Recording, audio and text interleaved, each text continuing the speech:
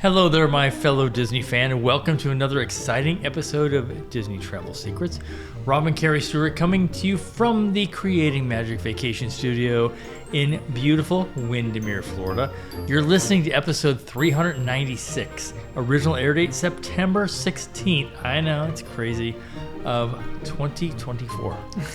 And I'm super excited about today's episode because this week we are going to show you why now is the best time to get a Disney cruise on the books. You know, I think you're right. With the Treasure launching in December and bookings for the Destiny that are about to open, the timing could not be better. So one of the best places to cruise with Disney is Alaska, and we sailed on the Wonder last year, and it's something that we still talk about, but there are so many other great destinations. We do, and Disney now has more ships in the building phase than they currently have sailing, and now we can even book out to May of 2026. And stay tuned to learn more about why now you want to go ahead and get your cruise booked. Hello, my friends. This is former Disney Imagineer Hugh Darling, and you're listening to Disney Travel Secrets with my friends Rob and Kerri Stuart. As you can imagine, I have plenty of Disney secrets myself, and I can't wait to share them with you. Let's get this show on the road. Take it away, guys.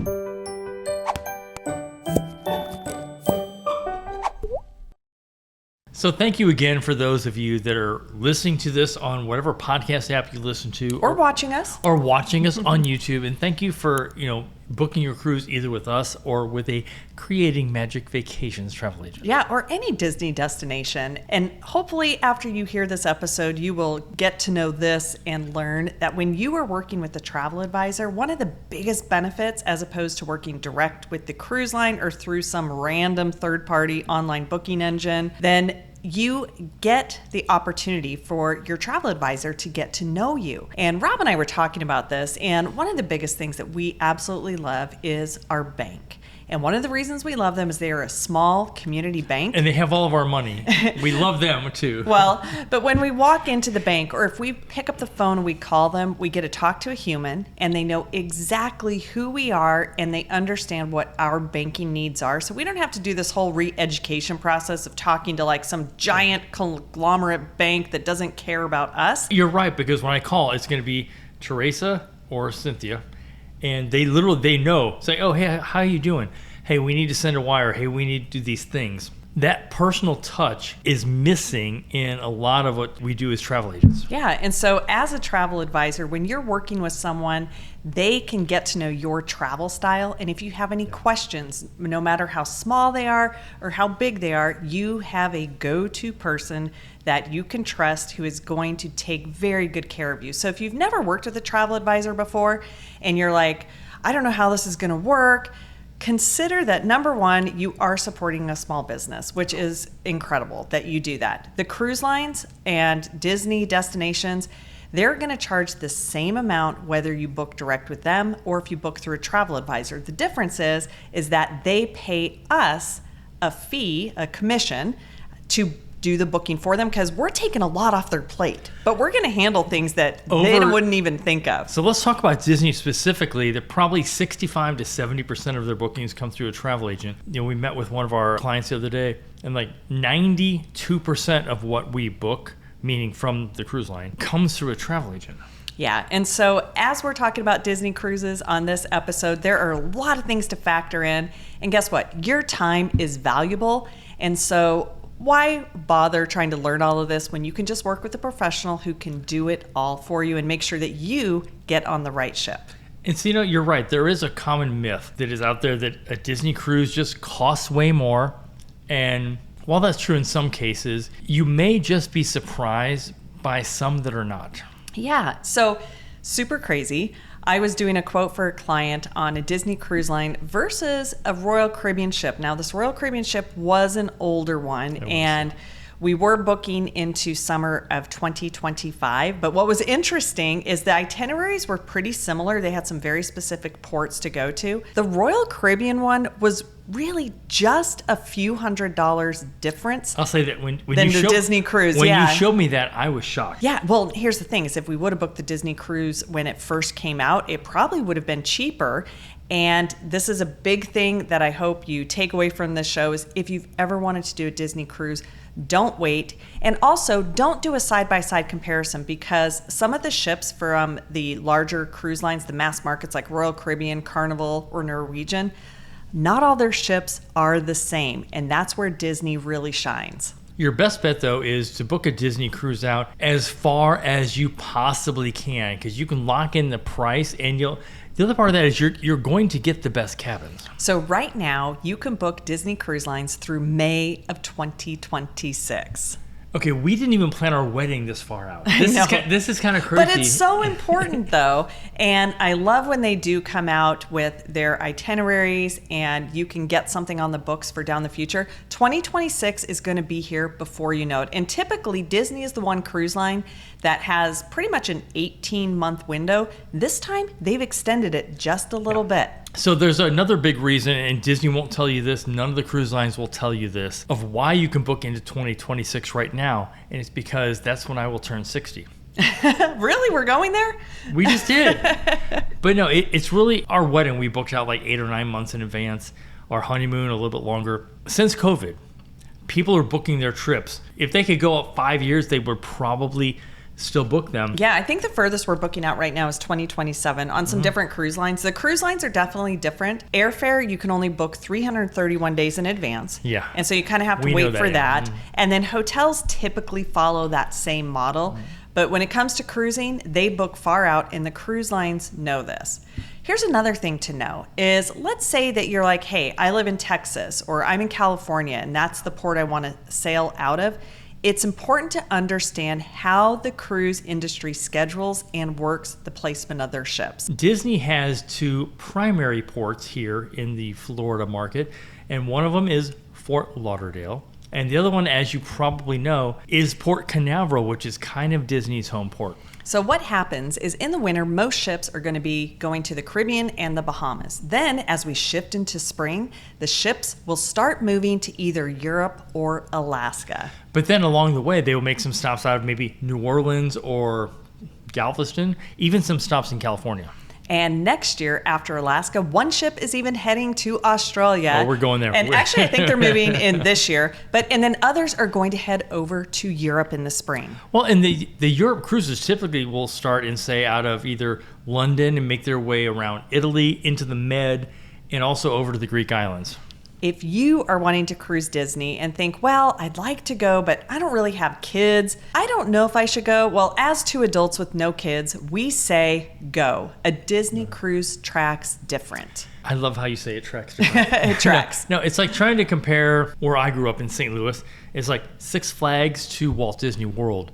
And when we wrote our book, Just Add Water, Your Guide to the Ultimate Cruise Vacation, we mentioned that there are 3 main classes of cruise lines that most of you will know about. And that would be the mass market lines, like all of you know, which would be a Carnival, Royal, and Norwegian typically. But then you have premium and you have luxury. But Disney's a class of its own. Some things that make Disney different are the Broadway shows on board are full Broadway quality. Full on Broadway. They are so good. But they also, and again, with Disney, they have rotational dining, which is really cool about this, is that they might have, the 3 restaurants, but when you go the second night, your staff goes with you. Yeah, so what's kind of cool is you get to experience some different dining locations, and it's not going to the same main dining every night. Now, this is a really big one with Disney, and it is the split bathrooms. They are so great, and I have no idea why the other cruise lines haven't thought to do the same. Now, there are some cabins on a Disney cruise that don't have split bathrooms, but again, that's why you work with a travel advisor.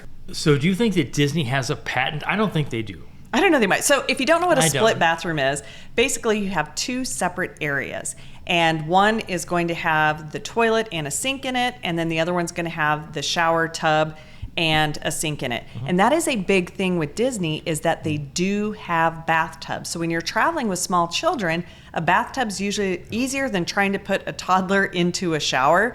And that's just huge. But above all, when it comes to Disney, it is the service and the quality of the product. So we have a friend, Paul, who works in security on board, and this was a second career from him. We met him on a TCM cruise. It was the Disney Magic back in like 2013. And he's been on more Disney cruises than pretty much anybody I know. And he's been on more as a passenger before being a cast member. That's something that is super unique. That stood out to us. Yeah, but one of the things was he was telling us that he can attest to how good Disney is with their training with their cast members.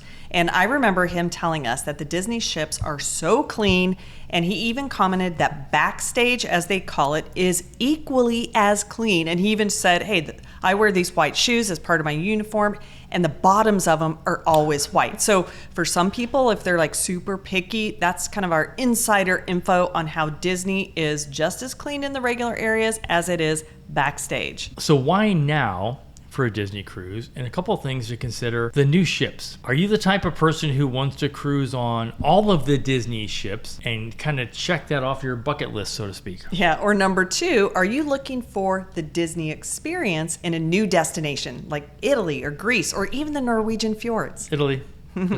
When working with clients, we start with your dates and destinations, then match you to what ships may be available, and then we go from there. And it is interesting to know that Disney Cruise Line currently has more ships on order than they have currently operating. So that's a clue for sure. Also, the Disney cruises do sell out, so two big reasons to book early are selection of cabins and early dining, which is a thing. It is a thing. It's crazy how early seating for dining gets full all the time. And there are even several sailings in 2025 that are already full for early dining. And one of the big reasons is family with kids. They like to eat early. Personally, I prefer early for us because I like to go to dinner and then the show instead of the other way around. Not the show and then dinner. Correct. Got it. So, and depending on the port stops, you may want late dining if you plan to be on shore longer, depending on the itinerary. But again, working with a travel advisor that knows cruising makes a difference, and we can help customize your plan. So currently you can book on 7 Disney ships. You have the Disney Magic, Wonder, Dream, Fantasy, Wish, Treasure, and Destiny. The Treasure doesn't sell until December of 2024, but Destiny is going to kick off in November of 2025. Disney cruises will start at 3 nights, and some of the, I think the Europe transatlantic, which we call repositioning, they're going to be longer in general, but the majority is going to be 3, 4, 5, or 7 night cruises. And with the newly updated Fort Lauderdale port that they refurbished, that is going to become the home port to Disney Destiny.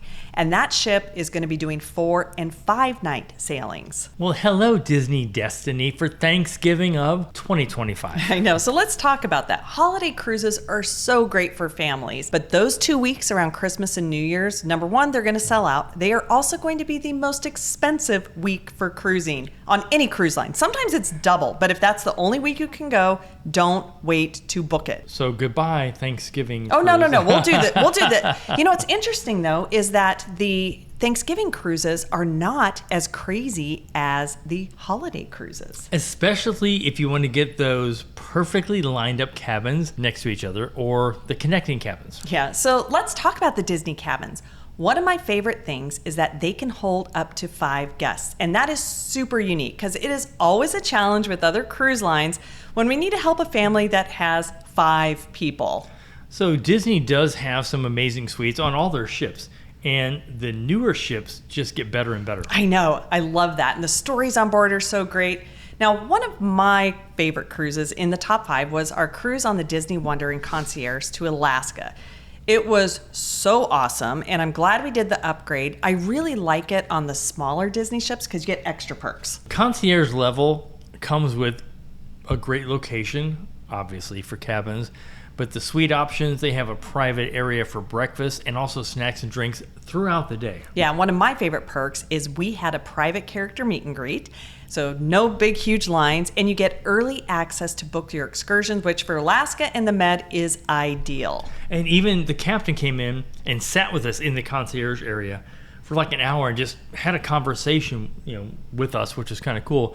But VIP seating for the shows, and in Alaska, we even had a special viewing area for the glacier. Yeah, and you also get priority boarding, so you get on board first. They have a special lunch for you, and you also get off the ship early. It's little things they do to enhance the experience in Concierge. And it's something you're never going to remember as far as, oh my gosh, how much did this cost? But I remember every night for the shows, they would walk us down backstage. Hey, do you want some popcorn? Would you like a soda? And they would put us in the front row before everybody even got into the theater. Yeah, it was really special. Just little things that you don't think about. That you will never regret doing Concierge. So when you take a look at maybe a Disney cruise and compare it to a Disney World vacation, what may surprise you is the overall cost, because sometimes they can be very comparable. Yeah, so Disney cruises include all of your food and entertainment. The only extras are specialty dining and your excursions. But unlike other cruise lines, when you're in port, if you find a local wine you like or a specialty beer in port, not port beer, but just a beer in port, you can bring those on board and enjoy them in your room. It's not like we're going to take your beer or wine. Oh my gosh, you bought this amazing bottle of wine. You're going to enjoy this at home. No. On Disney, you can bring it on board. Yeah, and sodas are also included, so no need to worry about getting that soda package. Yeah. So if you haven't taken a Disney cruise, start out with at least a 4-night, maybe 5-night. That's just me. Do a 7-night, no. And with the Disney Destiny, we now have more options, and more options that we did not have in the past. Yeah, so 3 nights is also great for a quick trip. And in fact, we have built our weekends on the Wish cruises around those 3 nights. Yes, we have. And so we leave on Friday, we come back on Monday mornings, and so it's minimal time off work. So here is a shameless plug. Again, it's our show. But for our November 8th sailing, just go to weekendsonthewish.com and fill out the form. You'll be sailing with Kerri and I and a whole bunch of our friends. Yeah, I also like the option for half Walt Disney World trip followed by Disney cruise. And we do recommend you do the cruise part second, because what you can do is hit the parks really hard for 4 days and then relax for 3 days on a cruise. Super easy. And with Brightline, going to Fort Lauderdale, your options for getting from Orlando to Fort Lauderdale to catch the ship is now even that much easier. I know, I love it. So let's get a Disney cruise on your calendar in 2025 or 2026. Now is the time to book. So reach out to us or your Creating Magic Vacations travel advisor. Or if you're listening to the sound of our voice, or you're watching us on the YouTube and you've never been on a cruise and you want to learn more about the basics of cruising, your options for cruising, and the different types of cruises, pre-order our newly updated book, Just Add Water. Go to justaddwaterbook.com and we will send you a signed copy. We even have a special code for you, our Disney Travel Secrets listener. Just use code DTS24 at checkout to save. Until next time, have a magical day. We hope to see you real soon, on a ship at that.